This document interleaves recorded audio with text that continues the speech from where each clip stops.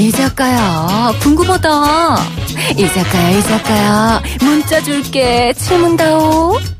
여러분은 지금 웃으며 정보를 입수하고 편안하게 참여하는 이동형의 뉴스 정면 승부와 함께하고 있습니다.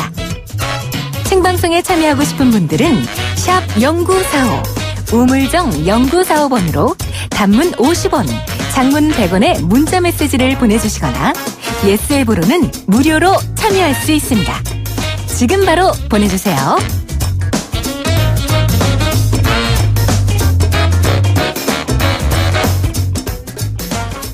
골관절염 치료제로 알려진 인보사 K주, 일명 인보사를 넣고 오늘 종일 시끄러웠습니다. 이용열 전 코오롱 회장이 네 번째 자식이라고 말할 만큼 지난 19년 동안 공들인 신약으로 알려져 있는데요. 하지만 오늘 식약처가 인보사의 허가를 취소하면서 파장이 만만치 않습니다. 인보사 사태를 계기로 식약처에 대한 책임론의 목소리도 커지고 있는 상황인데요. 보건의료단체연합 전진한 정책국장 연결해서 이야기 나눠보겠습니다. 국장님. 네, 안녕하세요. 네, 안녕하십니까. 자, 우선 잘 모르는 청취자들을 위해서요. 인보사 사태 간단하게 정리가 어떻게 가능하겠습니까? 예. 인보사 사태는 이게 유전자 치료제인데 예. 관절염에 듣는 유전자 치료제로 허가가 돼 있는데 예. 이제 연골 세포를 유전자 변형시킨 연골 세포를 환자 무릎에 투여하면은 여러 가지 통증 완화 효과를 볼 수 있다라고 했던 의약품입니다. 근데 알고 보니 연골 세포가 아니라 주요 성분이 신장 세포였던 것으로 밝혀진 지금 사건입니다. 그런데 이게 지금까지 계속 쓰였지 않습니까? 네, 3,700명이나 환자분이 투여를 받으셨습니다. 그러면 식약처에서 허가를 받고 했는 거 아닙니까? 예, 식약처에서 2017년 7월에 허가를 했고요. 예. 지금 거의 2년이 다 돼가는 기간 동안 허가를 유지하고 있었습니다. 그러면 코오롱이 잘못인 겁니까? 식약처가 잘못한 것입니까? 코오롱도 잘못이 크고 식약처도 잘못이 아주 크다고 생각을 하는데요. 예. 예. 결국에 지금 허가 취소에 형사 고발까지 됐거든요? 네네. 이건 당연한 결정이라고 보세요? 너무 당연한 결정이고 사실은 식약처가 지금 이 사태 해결 의지가 별로 없어 보이는 상황이었기 때문에 허가 취소를 할지 안 할지도 확신을 못했는데 여러 가지 피해자분들과 국민들 이 분노의 목소리가 있고 하다 보니까 결국 허가 취소를 한 것 같습니다. 3천여 명 정도가 이 치료제를 맞았다고요?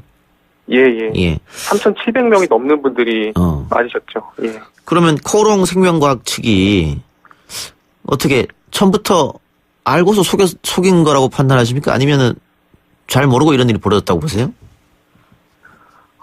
이게 사실은 코오롱 측에서는 최소한 저희가 이제 알고 있는 사실에 따르면은 2017년 3월 달에는 코오롱 티슈진이라는 회사가 알고 있었다는 게 밝혀져 있고 근데 이 의약품 허가는 2017년 7월에 받았습니다. 예.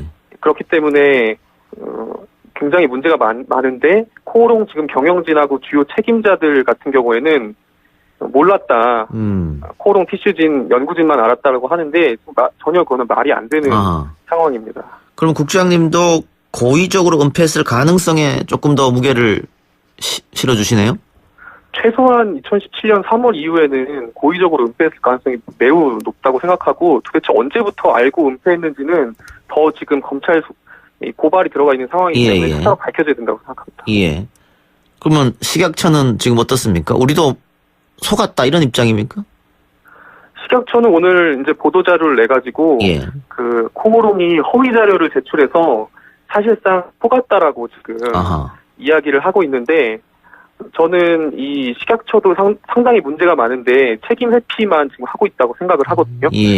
사실은 이 인체에 사용돼서는 안 될 그리고 종양 유발 세포라고도 규정이 되어 있는 세포를 세계 최초로 허가를 해가지고 피해자를 발생을 시킨 책임이 있는 게 식약처고 그리고 허가 과정에서도 각종 의혹이 있고 사실상 지금 법령을 위반하면서까지 허가해준 게 아니냐.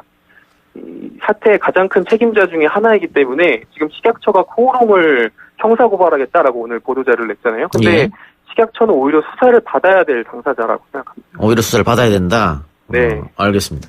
이건 어떨까요? 지금 코오롱은 1,000억 원이 넘는 돈을 여기에 투자했다 이렇게 얘기하고 있는데 그 인보사 개발을 담당하는 연구진들이 국가로부터 100억이 넘는 100억이 넘는 네. 정부 지원금을 받았다.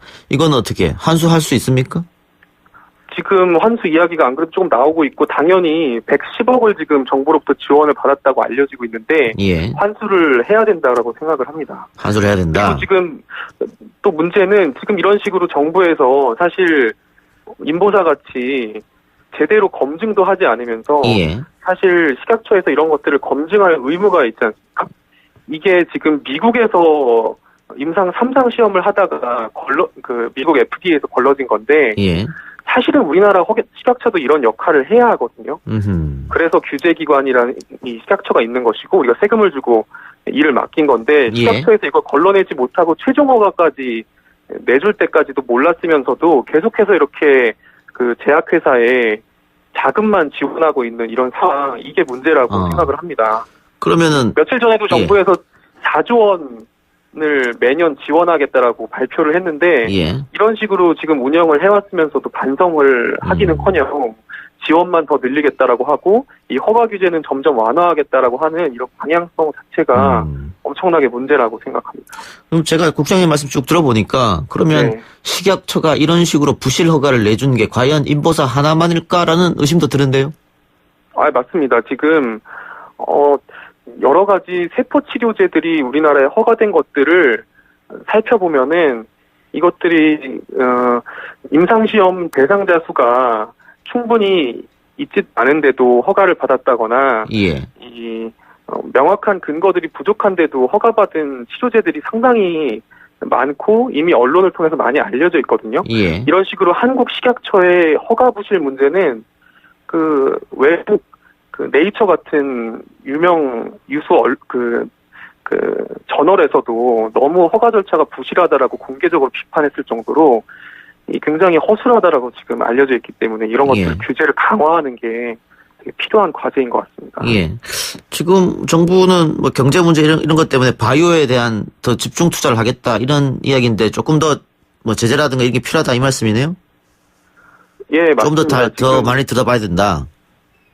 지금 바이오헬스 혁신 산업 전략이라고 해가지고 의료를 조금 더 이제 돈벌이 수단으로 규제를 완화하고 손쉽게 이런 의약품들을 통과시켜가지고 경제 성장을 해야 된다라는 게 지금 이 정부의 주요 방향인데 이런 것들 자체가 사실은 이 인보사 사태를 일으킨 배경이 된 것이거든요. 여러 가지 규제 완화라든지 세계 최초 유전자 세포 치료제, 세계 최초 줄기 세포 치료제 이런 것들을 빨리빨리 내놔야 된다는 논리로 지금 규제도 풀고 허술하게 허가를 많이 해줬기 때문에 오히려 지금은 규제를 강화해야지 이런 식으로 의료 산업화 정책, 영리화 정책을 펼쳐서는 안 된다. 이렇게 그 환자들은 어떡합니까? 이게 한 번 치료하는데 뭐 600만 원인가 그렇다고 굉장히 고가라고 들었는데. 굉장히 고가입니다. 그분들은 어떻게 합니까 그러면? 지금 이제 사실은 정부에서 책임지고 이 조사와 배상 대책을 내놓아야 하는데 식약처에서는 지금 오늘도 그렇고 첫 발표한 날부터도 안전성에는 문제가 없을 것 같다라고 별 근거 없이 지금 계속해서 장담을 해오고 있는 상태인데 이런 식의 태도는 조금 문제라고 생각을 하고요.